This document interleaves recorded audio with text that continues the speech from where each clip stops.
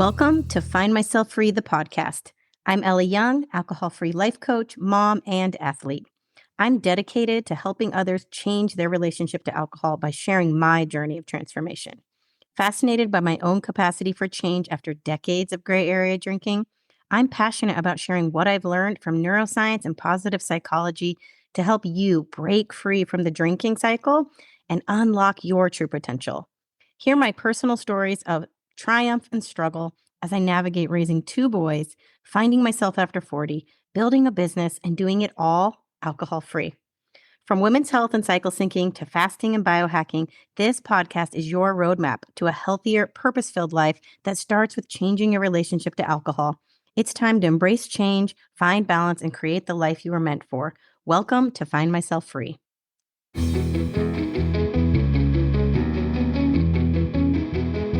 Hey, everybody. Before we get to the show, I wanted to invite you to check out my new free resource. It's called Breaking Up with Booze. Check out the link in my show notes. But essentially, this is just a free guide where I break down the two most common beliefs that are keeping women stuck in the drinking cycle. Now, I know what you need. You want to feel confident socializing alcohol-free.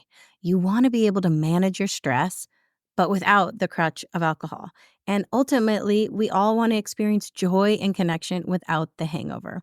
So this is a completely free resource that you should check out, Breaking Up with Booze, because I know you are finally ready to level up your health. So check it out today. Head on over to my show notes and get the link. I hope to see you there. Hey, everybody, and welcome back to Find Myself Free. I'm Ellie Young, your host, and today's topic is all about 1 degrees of change that we can make in our mindset that are going to help us achieve profound transformation. And the transformation that, of course, I am offering to you all, especially as we get closer to Sober October, is getting alcohol free. Now, this can feel huge. It can feel so monumental, and that there's just so much resistance in people when you even confront the idea of cutting out alcohol for a little bit.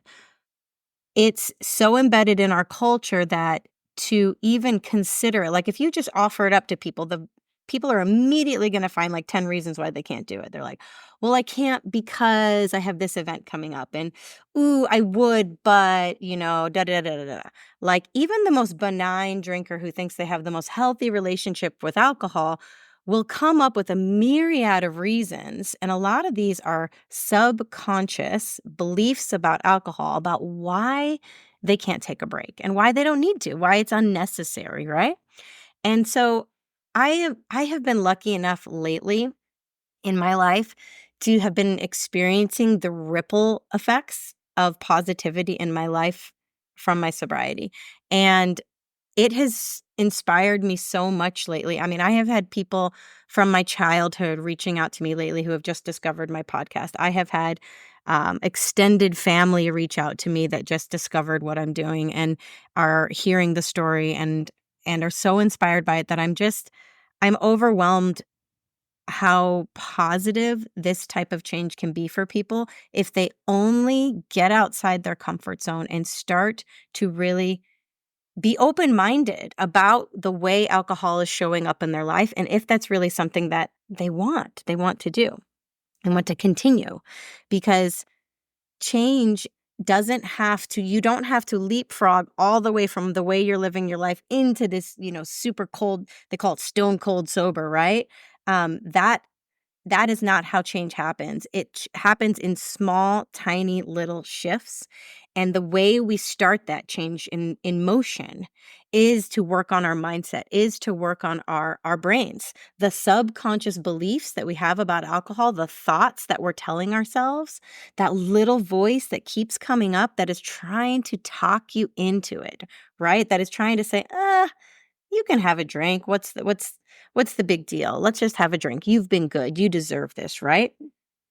When you start to shift these little tiny thoughts about alcohol and you start to rewrite the script, you all of a sudden give your brain, it's all of a sudden off that train track in your brain. It is off the drinking train track, and you're giving yourself a new experience in life. You're allowing yourself to have a different emotion, which is going to trigger a different experience. So we are really truly in the work that I do with my clients and in what my Sober October is going to do for people. And if you're interested in learning more kind of about my coaching method, I do have a new freebie out right now, and it's called Breaking Up with Booze, and it's on my website. Actually, no, I will put a link in the show notes. It's not on my website yet. I have just a landing page for it right now. I need to put it on my website, but it is just called Breaking Up with Booze. I'll put it in my show notes. And it's just a free couple coaching videos here that really are going to help you get into the nitty-gritty of the beliefs that keep you stuck in the drinking cycle. And once you confront these and you start to like open your mind about them, go, I had never really thought that about alcohol, because so much of it has been just deeply, deeply conditioned into us from our childhood, from the cultures, from everything that our entire worlds are about alcohol. We are now going to open that up and rewrite it and go, is this really true? And can we like tell ourselves something different that is going to actually allow us to behave differently with alcohol? And that way we get to remove willpower from the equation. We get to remove this idea of shame that there's something wrong with you. Like, why is it so hard for me to do this thing? It's not you. It's the cultures we live in, and it's the nature of an addictive substance. We have been conditioned to drink an addictive substance for so many reasons. And we have given alcohol so many jobs. Like we that is probably the initial hump that people have to get over, is the discomfort of thinking about, well, what do I do when I want to relax now, right? This anxiety I feel in my body, we are so used to quickly numbing that, to quickly just saying, oh, this is a really good reason to drink right now. And so we allow ourselves it, and we write a whole bunch of narrative around it that like, this is the good life. This is how I fine dine. This is how I glamorously hang out with my girlfriends. This is how I go to a spa. This like we write all this narrative around this toxic substance that makes us feel okay about it, that gives us permission to reward ourselves with it. And so that's the kind of stuff I just want to call attention to in your brain and really just start to be like, wait a minute, is this truly how I should be rewarding myself? And is it really giving my brain and my body what I think it is? Or have I just been told that? Have I been misled? And so, if you're even listening to this, it's likely you have this little bit of sober curiosity that is like pulling on you and telling you, like, gosh, you know what? I don't feel that great drinking anymore. I want something better. I know there's a better life for myself. Or maybe you're more of like the boredom drinker. Like, by the way, I was every kind of drinker. You name it. I drank for every reason under the sun. And I meet a lot of people who don't really have the self-coping mechanism thing of alcohol, or at least they don't believe they do. And they think they only drink because it's fun and they're bored otherwise. And that's how they socialize. And that's how they kind of enhance experiences. They're like, well, what would make this better is a glass of wine, right? It's a beautiful day. It's a beautiful whatever it is. And I'm on vacation. Um, and they think that that might be a healthier relationship with alcohol. But at the end of the day, no matter what reason you're drinking, it's the same neurotoxic substance that's going into your body causing damage. Yes, people are more prone to developing a dependency if you are drinking to self-medicate. That's a different conversation. But yes, the ramp to addiction or dependence is faster when somebody is looking to self-medicate. The brain just learns, wow, this helps numb my pain very effectively. I'm gonna like seek this out more regularly. But when you're drinking to like celebrate and have joy and stuff, it still is numbing social anxieties, right? It still is numbing insecurities you might have, maybe dissatisfaction in your life where you're like, well, I don't really want to be doing this, but I'm here and this is what everyone else is doing. So I guess I'm just gonna go along with it. Like alcohol has kind of become this tool of the masses to just like it's really a lack of creativity. We're bored. We don't know what else to do, and everybody just drinks this substance that just subdues our brains into thinking you're entertained, into thinking you're having fun, and we all just go along with it. But that is why when we stop using it, it becomes so uncomfortable because we are now confronted not only with like the anxieties about things that might not be right in our life, things that we should change, right? Things we're dissatisfied with, but also our boredom. It's forcing us to challenge ourselves and say, like, what are we really interested in? What do we really like? What are our passions? And a lot of times you have to kind of go back to childhood before alcohol even became an option and ask yourself, what really lit me up? What was I kind of into? What did I like? And it can be really simple things. It can be like, well, I really liked it art. I like to play with color. I like to gift give. I like to sing. I want to, whatever it is. And so we have stopped asking ourselves what our interests are and what our passions are because we're just like, we're bored and we need that quick fix. It's just like, oh, I'm going to drink wine and watch Netflix instead of really question like, what is my purpose? What am I interested in? What should I be doing? What can I be pursuing in my life right now? It has really just kept us small. Alcohol has kept us dulled down, stuck, and small. I often picture like this river flowing of energy. And then when you're a kid, it is just like crashing through like Whitewater Rapids, tons of energy, tons of enthusiasm for life. It's just like you can't be stopped, right? You're just like full force going in this direction growing up. And then alcohol enters the picture and it's kind of like this debris that gets into the flow of your river. And then like more and more starts to build up as you drink more and more and more. And then all of a sudden it becomes like a full like dam. It's blocked.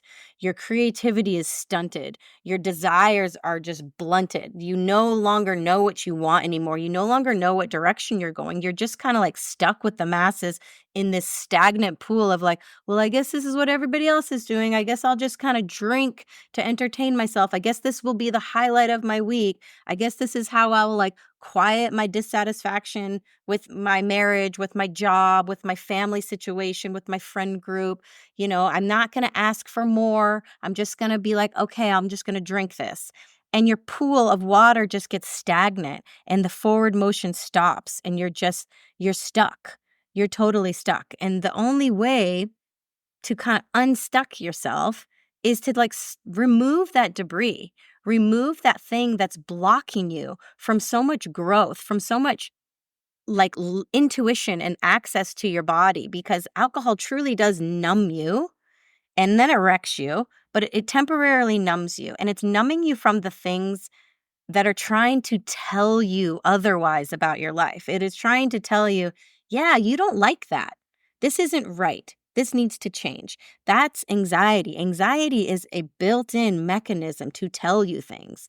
Everybody's like, oh, we don't want to have stress. We don't want to have anxiety. I actually had an argument with somebody the other day who was like, stress is worse than alcohol, and alcohol helps relieve stress. So I'd rather be not stressed and drink my wine. And I was like, alcohol actually raises your adrenaline and raises your cortisol. It's proven. It temporarily numbs those things, only to exacerbate it worse on down the road.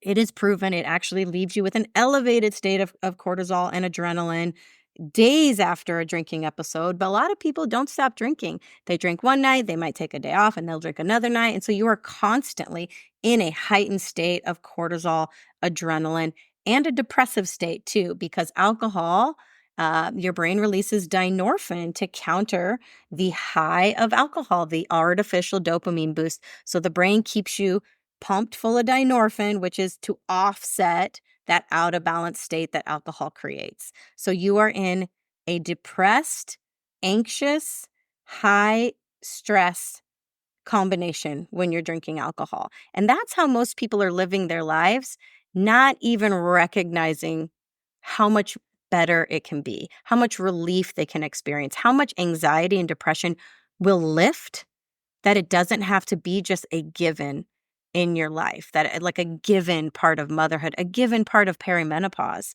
So this is why cutting alcohol is like it's sitting at the top. It is the root cause of so much block in your life. It's like the biggest roadblock. And if I can motivate you to try a sober October, here are the 1-degree shifts that you can start to make that are going to help plant the seeds of change for you. And it starts with the mindset. And again, this is I go deep into this in my Breaking Up with Booze. It's a total freebie course. I will put the link in my show notes. It's just called Breaking Up with Booze. But it really does start with changing the subconscious beliefs about alcohol. What little voice comes up when I actually say to you, hey, take a week off drinking? You know what? Let's actually take a month off drinking. What is the first thought that pops into your brain? The first form of resistance that comes up? If it's like, well, I can't because I have this event and I'm going to obviously drink at this event. And you're like, okay, so then I question you, why is alcohol necessary for that event? Well, I'm not going to have fun if I don't drink at that event. Okay, so there it is. There's the belief that you believe you can't enjoy yourself without alcohol at this event. That is a subconscious belief that has been programmed into you since you were a child. Is that true? And is that truly your belief? Or was that something that was just like filtered in at some point and you're like, you've never questioned it. You've never socialized without alcohol. You've had a lot of fun experiences with alcohol. You've probably also had a lot of bad experiences with alcohol, but you're like, no, no, no, I need it. How could I enjoy myself? It's going to be awkward. It's not going to be fun. Like all of those things that are coming up in your head right now, I want you to write them down. I want you to jot them down and be like, this is the stuff my brain is trying to tell me. This is the resistance I'm feeling when I say, don't drink at this event. Like you might have 100 different reasons and say like, no, no, no. Like, and also the brain really, really wants to be right. The brain is constantly looking to prove itself right. So it is always going to be filtering out information that doesn't support what your subconscious hardcore beliefs are. And you may not even be aware that it's doing this, right? The brain is constantly filtering stuff, but it's trying to prove itself right. It's trying to stay intact with its subconscious beliefs. And when you start to like poke holes in things that it's like, no, no, no, that can't be true. That cannot possibly be true. And so again, this resistance you feel, that is a sign. That is a moment to be like, let's get curious. Let's get curious about the thoughts coming up about why taking a break from alcohol or cutting it out of your life, you're just like, no, couldn't do that. Couldn't do that. One of the other ones that comes up for a lot of people is that like, ooh, but like I needed to relax. Like I'm not a bad drinker. I have a couple glasses of wine to wind down. That's not bad, right? That's healthy. I'm trying to lower my stress. And again, it's like, well, when were you taught that wine or alcohol is the answer to your stress and anxiety? At what point in your life did you be like, yep, that's it? And granted, it does temporarily numb you. So you have some even like your own experience too to back this up, right? But what we fail to connect the dots on is the fact that it's a temporary relief. It's 20 minutes of a high.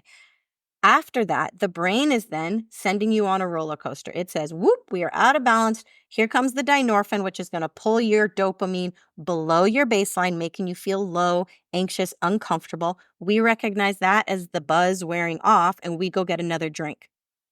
The brain never gets as high as that first drink with dopamine. So you get kind of another blip, but then it goes low again because the dynorphin is still there and it's going to go, whoop, not again. We're going to pull you even. And so you get chronically lower and lower and lower with each subsequent drink in your baseline dopamine levels. You keep trying to drink, you keep adding to it, but that bump never gets higher and higher and higher. And then eventually, to compensate for that low, that depressive state, the brain then releases adrenaline and cortisol. So the substance that you're drinking to relieve your stress and anxiety is actually making you more depressed and then elevating your cortisol. What? That bears repeating. The substance that you are drinking that you believe is going to help you relax at the end of your long day, that is going to treat yourself to this relaxing moment, is depressing you and raising your cortisol.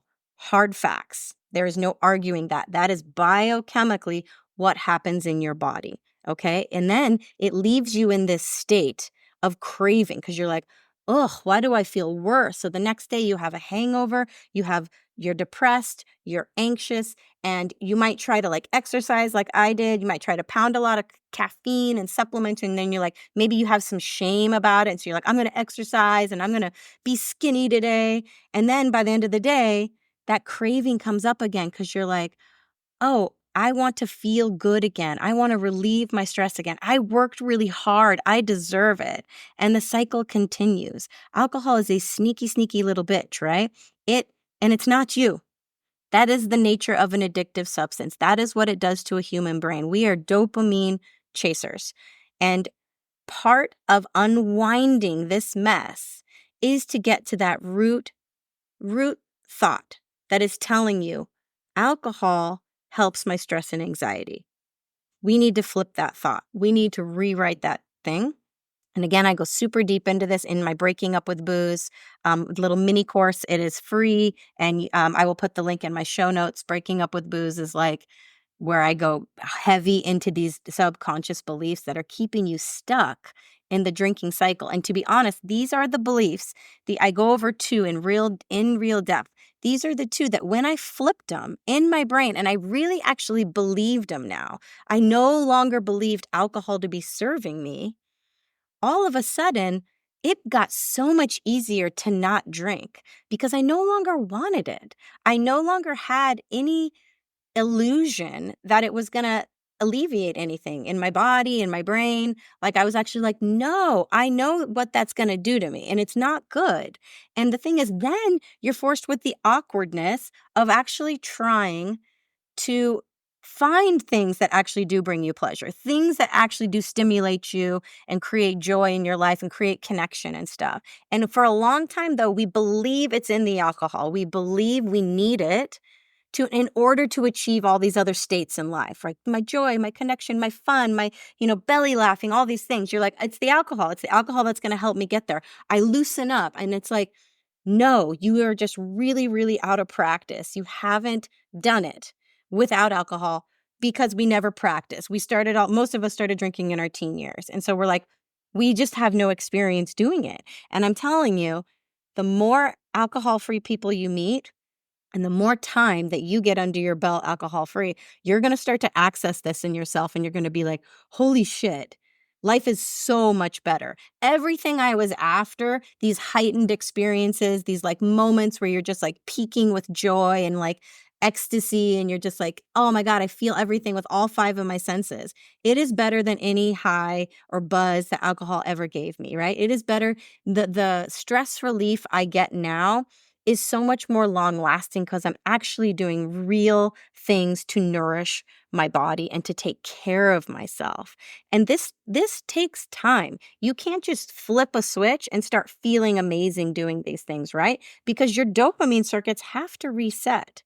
It takes time for your brain to it's like desensitized because alcohol is such an artificial boost of dopamine that nothing else really comes close to that. You're not going to be able to like go for a sunset walk and feel as buzzed as alcohol made you, right? But what we do is we start dopamine stacking. We start doing little incremental little behaviors that start to feel good on all five of your senses. And eventually we have these nice rises in dopamine that feel good. But we have to first detox alcohol out of your system. We have to reset your pleasure circuits so those little things start to feel good again, so that you don't need this massive amount of alcohol. Think about it. That's tolerance. That is a function of tolerance. You remember your first drink, it used to get you really buzzed right away, right? And then over time, you're like, no, I need like a couple glasses of wine before I really am buzzed, right? That is tolerance. Your brain is adjusting for these artificial boosts of dopamine. And guess what? When it's adjusting, that tolerance is going up for alcohol, also going up for other things in your life that bring you joy.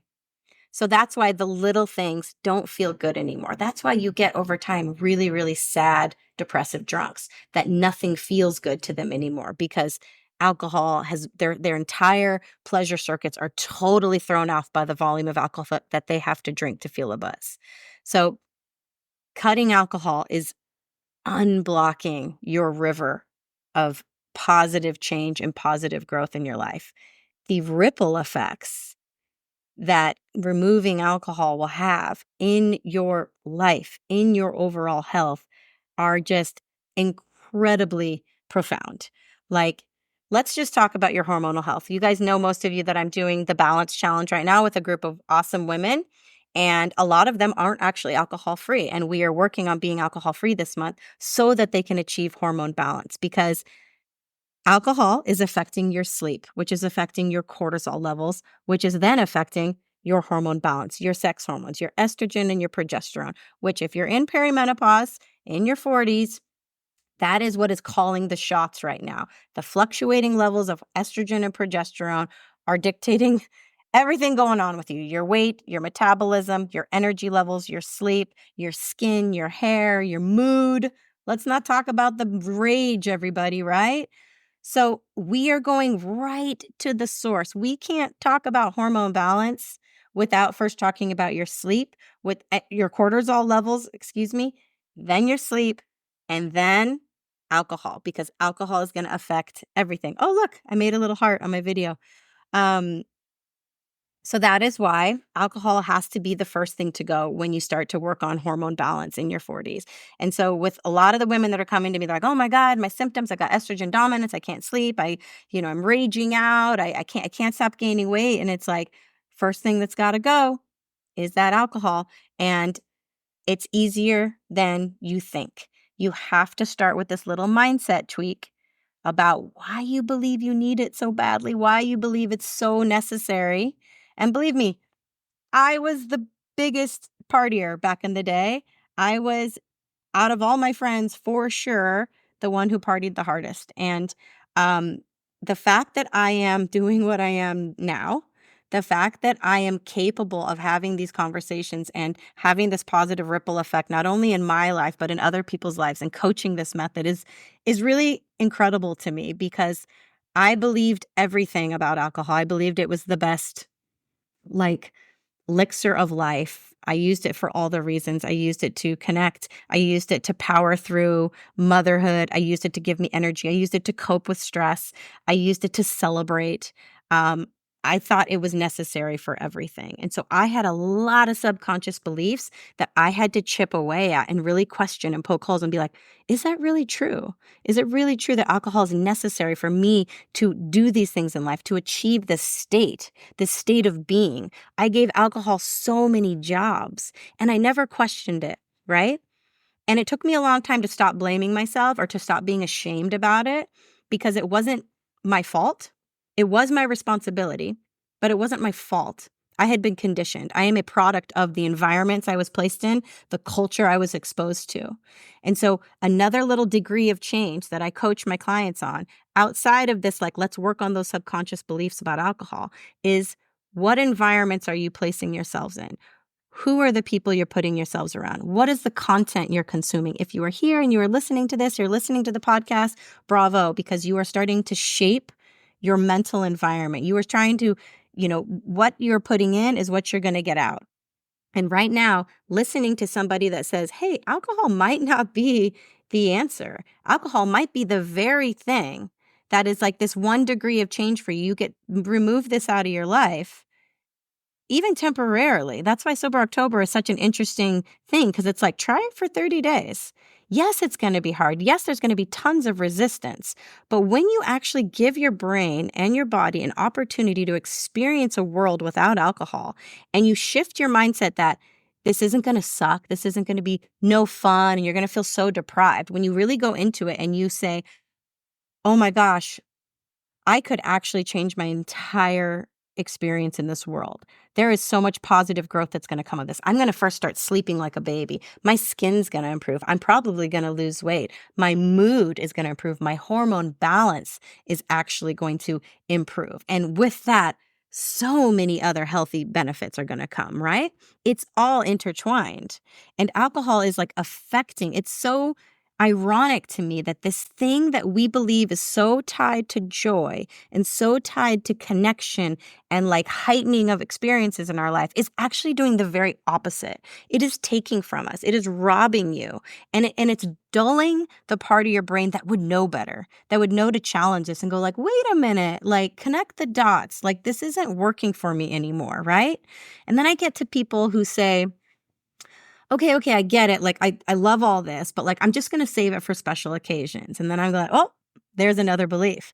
You believe that this is special in some way. Like, I'm just going to save it for that special occasion. Even my husband still does this. Like, he's like mostly alcohol free, but he still saves it for these certain moments in his life because there's still a piece of his brain that says, like, it's worth it. It's worth it in this type of thing. And if that becomes you, if you decide I want to be that type of a drinker where I'm going to save it for like a couple times a year for these special occasions or whatever, I still want you to I want you to challenge that. Like what is it about alcohol that makes you think this is going to make it more special than what it already is, right? Because at the end of the day, it's still doing the same thing to you. It's still diminishing your brain capacity. So when I think about like joining a special thing, like a vacation, a wedding, a concert, whatever it is, and I want to really experience this moment, this idea that a neurotoxin is actually going to make that experience better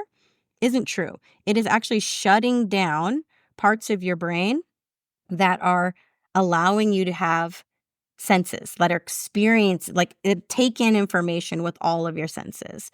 And so that is what I really want to challenge you on is like these little thoughts about alcohol. They are keeping you stuck. They are talking you into drinking when life could be actually really profound without it. Um, and so I want to leave you with that today. I don't want to give it all away because there is so much good stuff. More on this inside my breaking up with booze. I call it breaking up with booze because alcohol is kind of like a bad boyfriend, and it's like we want to move on and it keeps pulling us back and it keeps sabotaging us and making us feel like shit and making us feel ashamed. And it takes a long time to break up with a toxic thing like alcohol. And so get into my Breaking Up with Booze free course. It is totally free. I'll put the link in my show notes. And it's just more about these beliefs. And really, it bears repeating. You have to learn it over and over and over again because we've been conditioned to drink our entire lives for so many different reasons. And this is the beginning of untangling that. This is that 1-degree shift so that you end up in a completely different place, right? Hopefully that's an alcohol-free place. So thank you for listening today. I have to run to another client call, but as always, I am with you. You got this.